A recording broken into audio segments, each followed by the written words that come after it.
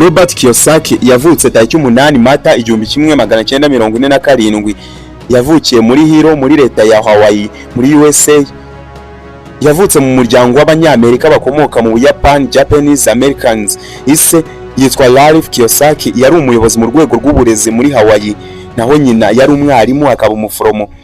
Kiyosaki yize amashuri ye muri Hawaii Hilo High School. Yanize kandi muri University of Hawaii at Hilo.